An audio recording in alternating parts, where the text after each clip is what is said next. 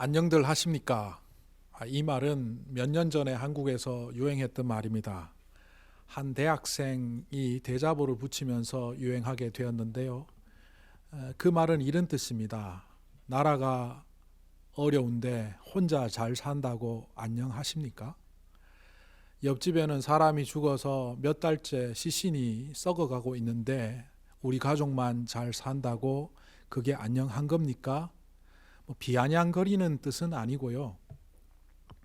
세태가 자기가 안녕하지 않은데도 불구하고 안녕하다고 믿고 살아가는 많은 사람들에게 한 번쯤 뒤를 돌아보고 옆을 돌아보게 하는 그런 문구로 유행한 적이 있습니다. 우리도 그렇죠. 보통 저 같은 경우에도 평상시에 운동도 하고 관리도 한다고 생각해서 제 몸이 안녕한 줄 알고 병원에 딱 가보면 간이 안 좋다, 혈관에 문제가 있다, 이렇게 얘기를 의사들이 합니다. 안녕하지 않다는 거죠. 제가 알고 있는 어떤 나이 드신 분은 병원에 건강검진을 가지 않습니다. 왜냐하면 한번 건강검진을 하고 갔더니만 이 생체학적인 치수들을 이렇게 보고 의사가 그분한테 한 70대 되신 분한테 그렇게 얘기를 했답니다. 어떻게 살아 계시네요? 의사가 아주 못된 사람이죠. 그 건강 치수로 볼 때는 들어 누워 있거나 걸어 다니기도 어려운 건강 같은데 멀쩡히 돌아다니 이상하다 싶어서 그렇게 말한 것 같은데 그분은 그 이후 건강 검진을 하지 않습니다. 사실 나이 드신 분들이 병원에 가서 건강 검진을 하다 보면 평소에 못 느꼈던 그 건강의 문제를 발견하게 되니까 그게 두려워서 그렇기도 하죠.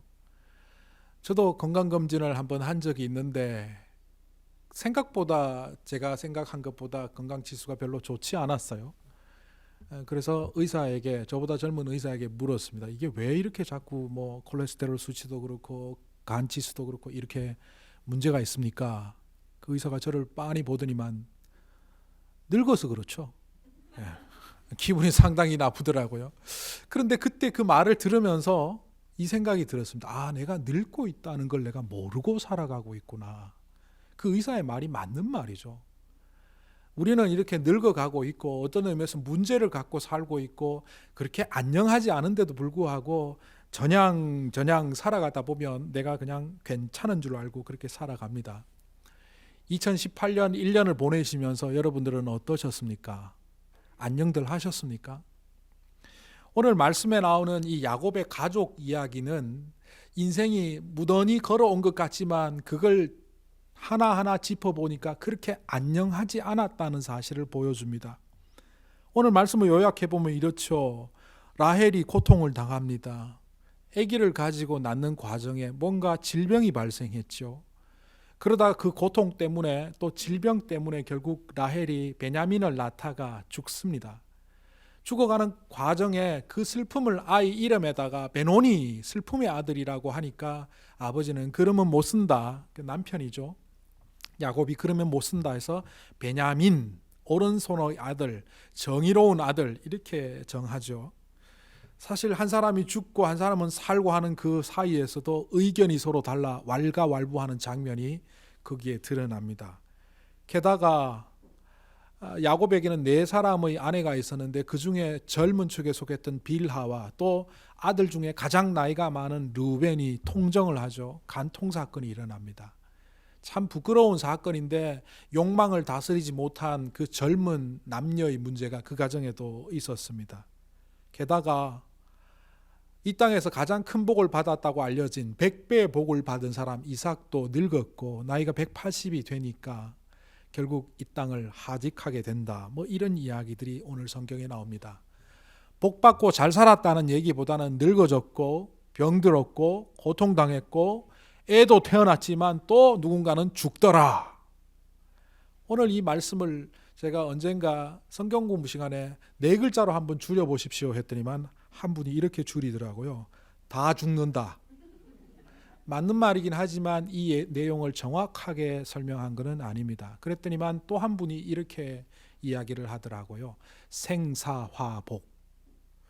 신명기에 나오는 말씀들에 보면 우리의 생명도 죽음도 또한 복도 화도 하나님 손에 달려있다는 것을 우리는 명확하게 보게 됩니다. 그래서 그런 말씀들을 볼 때마다 우리의 인생은 생사화복이 주님 손에 달려있다 이렇게 고백할 수밖에 없죠.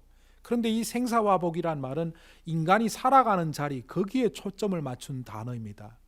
인간의 살아가는 그 자리에 주권이 누구에게 있다? 하나님께 있음을 고백할 때 생사화복이 주님께 있다라고 말합니다. 그러니까 오늘 이 창세기 35장의 말씀과는 조금 핀트가 안 맞는 말이죠. 제목을 붙인다면 오늘 이 말씀의 요약은 결국 생로병사일 겁니다. 영어권에서는 인생을 말할 때 life라는 말을 씁니다. 이 life란 말은 생명에서 어원이 된 단어죠. 그러니까 인생은 살아있는 것, 거기에 초점을 맞추지만 동양에서는 인생을 조금 더 깊이 관조했던 것 같습니다. 살아있는 것은 물론이요, 죽음, 그리고 죽음과 살아있음 그 사이에 있는 늙어감과 고통을 당하는 질병들, 그런 것들이 전부 인생이 아니냐.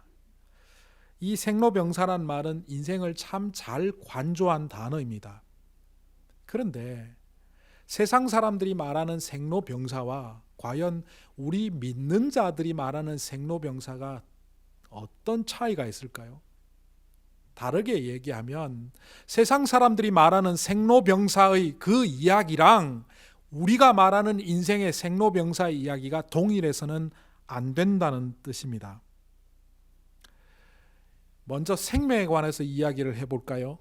이 살아있음, 이 살아있음을 먼저 얘기할 때 사실은 생명의 기원부터 우리는 따져야 합니다. 여기서 생물학적으로 무슨 과학적으로 철학적으로 기원을 밝히지 않더라도 우리는 진화론자들, 세상 사람들이 말하는 생명의 기원과는 전혀 다른 차원의 창조론을 믿어야 합니다. 왜 진화론이 무서운지 아십니까? 진화론은 우연 발생입니다. 우리란 존재가 하나님의 창조물이 아니라는 얘기는 우리는 우연히 발생했습니다. 그러다 보니 그 인간의 세상 속에 약육강식의 구조를 인정할 수밖에 없습니다. 강한 자는 살아남고 약한 자는 도태되는 그 진화적 관점에서 보면 강자의 독식 구조는 당연한 겁니다. 기득권 가진 사람들이 잘 살고 없는 사람들은 못 살아야 되는 것은 당연합니다. 세상에서 말하는 갑질 문제도 진화론적 관점에서 보면 그게 뭐가 문제되냐라고 밖에 말할 수가 없습니다. 그런데 성경에는 뭐라고 말합니까? 오히려 약한 자를 들어서 강한 자를 부끄럽게 하신답니다. 약하냐 강하냐의 문제가 아니라 그 사람을 하나님께 쓰느냐 안 쓰느냐의 문제랍니다. 먼지와 같은 내가 감히 하나님께 구합니다. 이렇게 기도문을 시작했던 아브라함을 우리는 기억합니다. 그 아브라함이 그 기도를 시작하며 이렇게 말했죠. 하나님, 소돔이 망하지 않으면 안 됩니까? 천지 창조하신 하나님께서 먼지와 같은 그 인간 한 명이 구하는 기도에 반응하십니다. 그래, 의인이 50명이 있다면 내가 용서해 주마. 그의 기도는 결국 10명까지 갔고 하나님께서 그를 통하여 이 땅을 살리고 하셨음에도 불구하고 소돔이라는 땅은 의인 10명 내지 못하는 땅으로 결국 멸망의 길을 갔습니다. 그 이야기 속에서 우리는 뭘 볼 수 있습니까? 먼지와 같은 사람에게도 아무것도 아닌 우리에게도 하나님이 함께 하실 때 거기에는 세상을 구원할 수 있는 사건이 일어날 수 있다는 겁니다. 진화론자들은 먼지는 먼지일 뿐입니다. 이 생명을 통하여 그런 바른 시작을 안다는 것은 이 생명이 하나님으로부터 비롯되었다는 것을 안다는 것은 내가 비록 잘나도 잘날 수 없고 내가 비록 못나도 좌절할 수 없는 희망과 겸손을 동시에 구비하게 합니다. 그런데 우리가 살아가는 데 있어서 기원은 조금 내려놓죠. 생명하면 사람들은 에너지, 생기를 떠올립니다. 젊음을 떠올리고 아주 새록새록 찬란한 청춘을 떠올립니다. 어떤 사회학자는 이렇게 말했습니다. 이 세상은 욕망의 전쟁이었다. 세상에 있는 많은 사건들이 실제로는 개인의 욕망이 집합적 욕망으로 바뀌고 집합적 욕망이 국가나 민족의 욕망으로 바뀌어서 그것이 다른 민족을 경쟁 상태로 죽이거나 살리거나 하며 그 욕망을 실현하는 구조로 이루어져 왔다. 그것이 어떤 때는 전쟁으로, 어떤 때는 경쟁으로, 어떤 때는 발전으로 이루어졌다라고 말합니다. 하나님을 빼놓고 보면 참 뛰어난 시각입니다. 그런데 성경은 욕망을 뭐라고 말합니까? 우리는 사실 하나님이 만드실 때 이 욕구가 있어야만 살아갈 수 있는 존재들이죠. 뭐 간단히 수면욕이다, 식욕이다, 성욕이다 이런 기본적인 욕구가 있을 때 살아갈 수 있도록 하나님이 그렇게 창조하셨고 또 우리는 그런 존재들입니다. 사실 그런 욕구가 없으면 살아가기가 어렵죠. 키가 180 가까이 이르는 어떤 여성 모델이 몸무게가 30kg도 채 되지 않는 몸을 갖고 파리에서 사진에 노출된 적이 있습니다. 이른바 거식증이라고요. 먹고 싶은 욕구가 없어져 버리니까 키가 그렇게 큰 여성이 뼈만 앙상한 채 그냥 죽어가고 있는 모습을 우리는 몇 년 전에 사진에서 보지 않았습니까? 욕구가 없으면 우리는 그렇게 됩니다. 잠을 못 자게 되면 살 수가 없고 종족 번식을 위해서 성욕도 필요합니다. 그런데 그 욕망, 욕구를 성경은 뭐라고 우리에게 가르쳐 줍니까? 욕망과 관련된 성경 구절 딱 떠오르는 게 뭘까요? 제가 성경 공부 시간에 한번 언급했더니만 태초에 하나님이 천지를 창조하십니다. 성경을 많이 안 읽으니까 잘 안 떠오르는 모양이더라고요. 그런데 욕망과 관련해서 성경 이 한 구절은 여러분 기억하십시오. 욕심이 잉태한 즉 죄를 낳고 죄가 장성한 즉 사망을 낳느니라. 우리의 절제되지 않은 욕망은 나도 파괴하고 남도 파괴할 뿐더러 그래서 죄악된 세상으로 살게 할 뿐만 아니라 그 세상은 결국 욕망의 전쟁 속에서 사망만이 있는 그런 망하는 세상이 된다는 것을 성경은 우리에게 가르쳐 줍니다. 그럼에도 불구하고 우리는 그 생의 에너지가 우리만을 위해서 사용되고 나의 욕구를 충족되기 위해서 사용하고 있습니다. 근데 성경은 이 욕망을 다 잘라내라고 말하는 것이 아닙니다. 욕망을 실현하는 그 위에 있는 다른 단어를 생명과 관련하여 우리에게 가르쳐 줍니다. 그것은 바로 성장하라입니다. 하나님께서 사람을 창조하시고 이 세상을 창조하신 후에 그 세상에 생명 있는 존재들에게 이렇게 말했습니다. 생육하고 번성하라. 그들이 갖고 있는 욕구들을 통해서 그들이 갖고 있는 힘을 통해서 그들이 갖고 있는 생명을 통하여 성장하기를 바라셨습니다. 그런데 그 욕구를 탐욕적으로 사용하니까 죽음이 오게 된 겁니다. 젊은이든 나이든 사람이든 성장해야만 합니다. 몸은 20세 전후를 통하여 성장의 단계가 멈추지만 우리 안에 있는 많은 요소들은 끊임없이 성장해야 됩니다. 이민자의 삶을 저도 15년째 보다 보니까 또한 저도 이민자로 살아가다 보니까 많은 사람들이 정체된 채 성장하지 않는 모습들을 많이 봅니다. 특히 관계의 성장이요. 친구가 없다고 말을 하면서도 또 내 주변에는 왜 이렇게 나쁜 사람밖에 없냐고 자기중심적으로 바라보는데 그걸 다른 사람의 입장에서 보면 동일하게 내 주변에 나쁜 사람밖에 없다. 첫 번째 그 사람이 나쁜 사람이 되지 않습니까?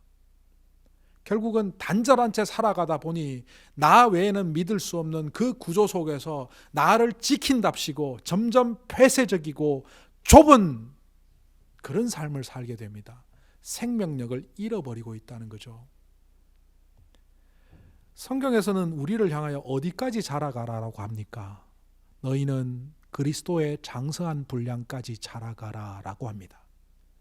이 말은 어떤 지점까지 자라라라는 얘기가 아니라 우리가 태어나면서 죽을 때까지 성장을 멈추지 말라는 겁니다. 그런데도 불구하고 우리는 자족하고 우리 스스로 만족한 채 내가 거는 한계 속에 그냥 들어가서 단절한 채 그렇게 살아가며 내가 잘 살아간다라고 말합니다. 세상 사람들이 볼 때 경건해 보였지만 자기의 카테고리 속에 갇혀서 성장하지 않는 그들을 향하여 예수님께서는 독사의 자식들이라고 했습니다. 예수님 시대의 바리새인들이 바로 그런 모양의 종교인들이었기 때문입니다. 결국 이 생명은 성장을 위해서 있고, 그 성장은 단순히 내가 욕망을 실현하는 단계가 아니라 하나님의 임재 속으로 뛰어드는 순간 우리의 성장은 주의 영광을 위하여 사용되게 됩니다. 결국 이 생명은 주님의 임재 속에서 완전해집니다. 그래서 하나님께서는 인간을 만드실 때 생기의 호흡을 불어넣으셨습니다.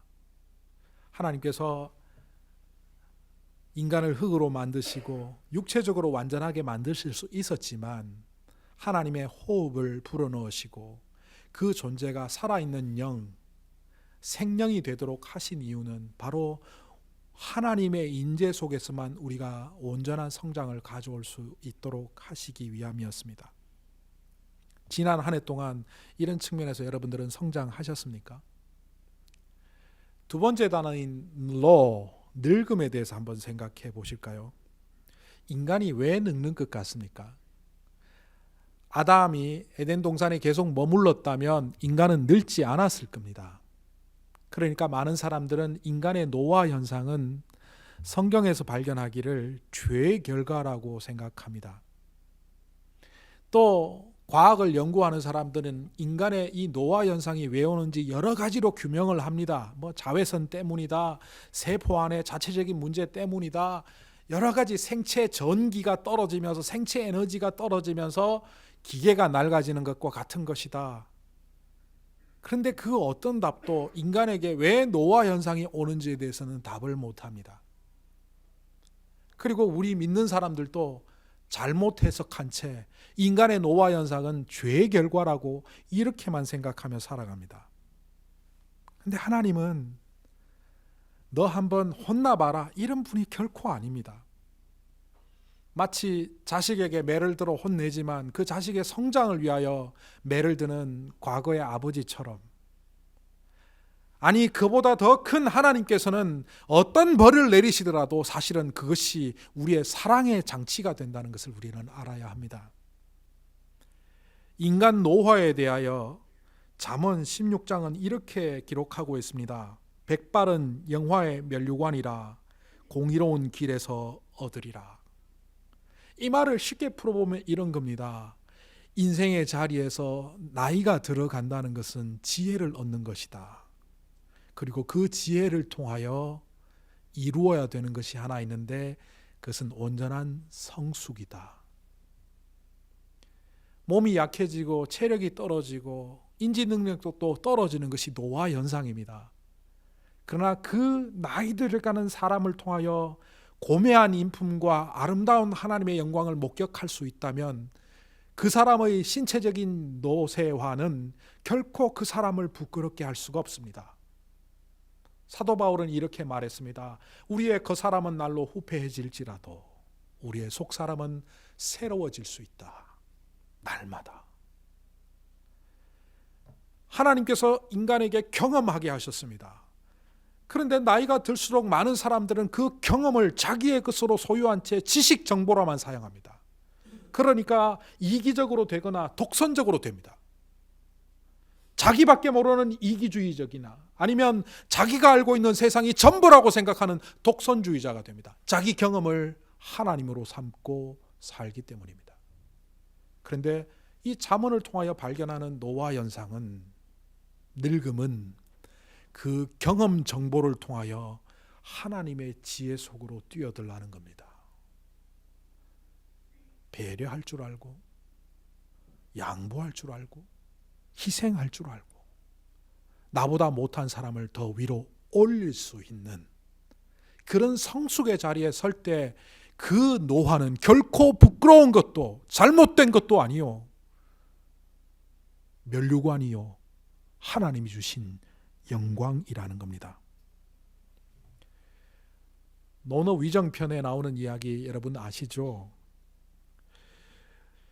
15살에 학문의 뜻을 세우고 30에 바르게 서고 40살에 미혹되지 않고 50살에 천명을 알았고 60살에 귀가 순했고 70살에 마음이 하고자 하는 바를 따랐지만 법도에 어긋나지 않았다.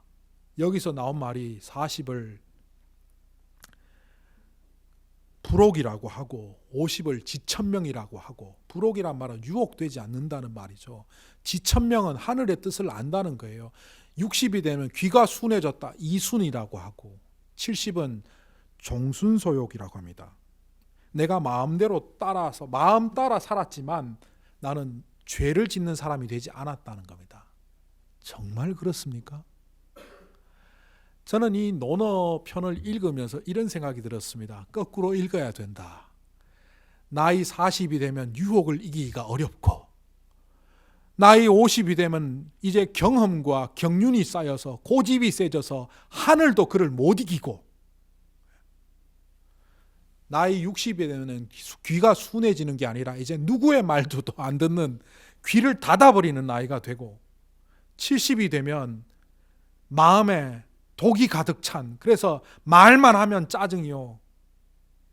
제가 나이 드신 분들을 폄하하는 말이 아닙니다. 제가 40대를 지나고 50대를 와보니까 그게 그렇게 느껴지더라고요. 공자가 한 말도 사실은 그것 아닐까요? 이거를 표준하며 성장하고 성숙해 가야 되는데 사람들이 그렇지 못하다는 거죠.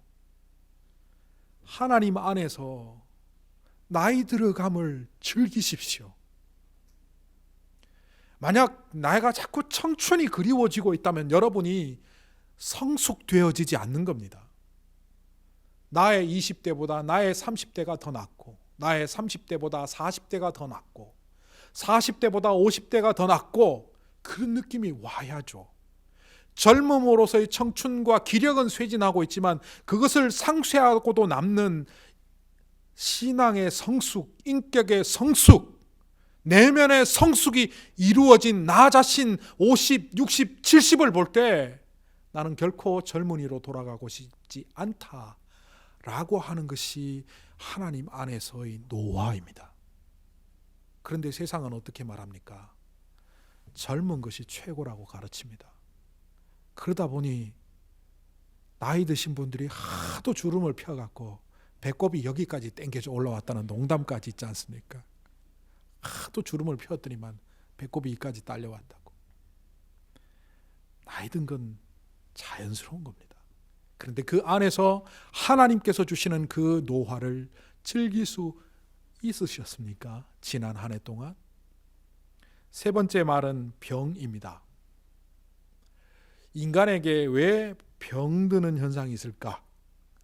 이 질병은 몸의 질병뿐만 아니라 마음의 병, 모든 것들을 통틀어 보면 다르게 표현하면 고통입니다.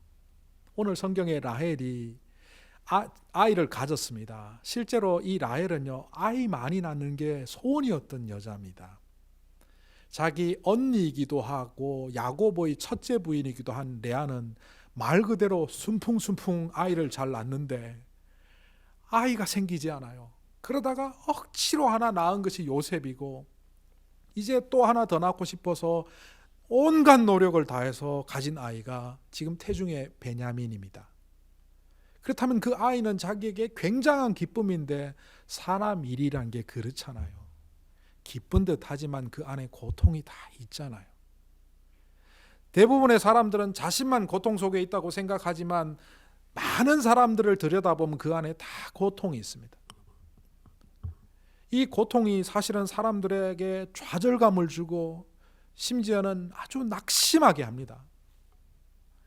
성경에 나타나는 욥이라는 사람도 그랬죠. 가족을 잃어버리고 또 몸에 질병이 오고 재산을 다 탕진하고 나니까 자신감이 없어졌어요.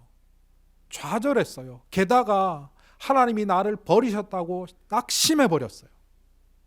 그런데 그 욥기 속에서 발견하는 마지막의 결론은 이 고통을 통하여 어떻게 한 인간이 변모되어지는지를 우리가 목격하게 되지 않습니까?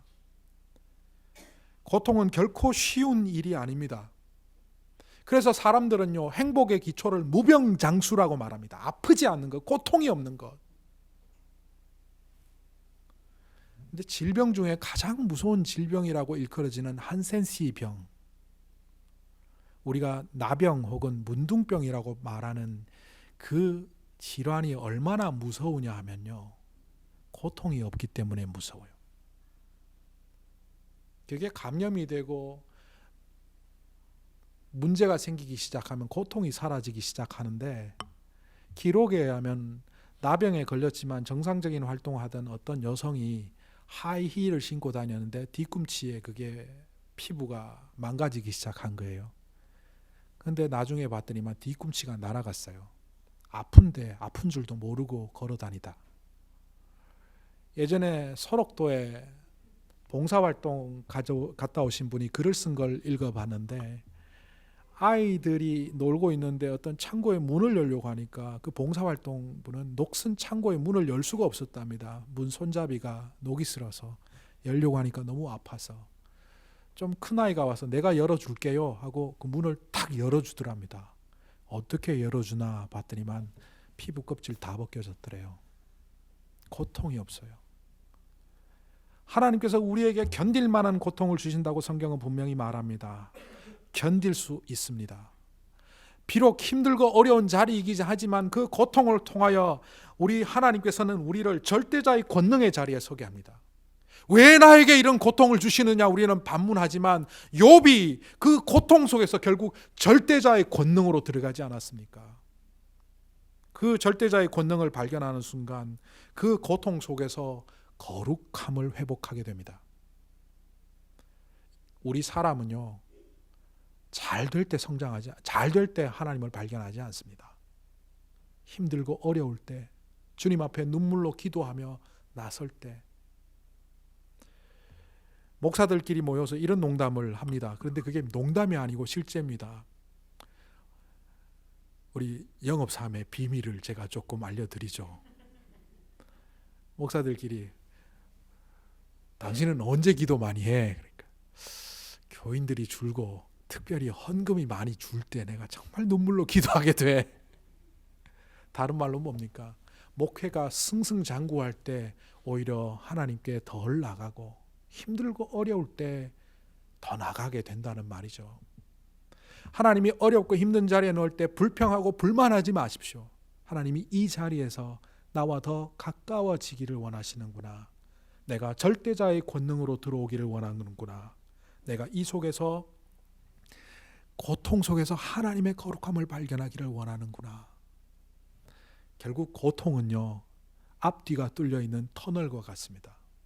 들어갈 때는 어둠 속을 들어가는 것 같지만 나올 때는 광명천지로 나옵니다. 거기는 바로 하나님의 거룩한 품입니다. 세상의 사람들은 고통이다, 내가 정말 가기 싫은 곳이라고 말하지만, 하나님의 말씀 속에서 이 고통은 결국 베노니가 아니라, 슬픔의 아들이 아니라 베냐민, 의로운 아들, 오른편의 아들, 정의로운 아들이 되는 것처럼 우리의 고통은 우리로 끝나는 것이 아니라 결국 그 다음 시대를 이어가는 자리가 될 수 있습니다. 세상의 눈으로 보면 이렇죠. 내가 고통당하는데 내 자식 때 잘 되면 뭐하냐, 그 다음에 잘 되면 뭐하냐, 내가 잘 돼야지. 만약 이런 생각을 갖고 계신 분이 있다면 진화론에 습격당한 겁니다. 한 알의 밀알이 죽을 때, 한 알의 밀알이 썩을 때 30배, 60배, 100배의 결실을 맺습니다.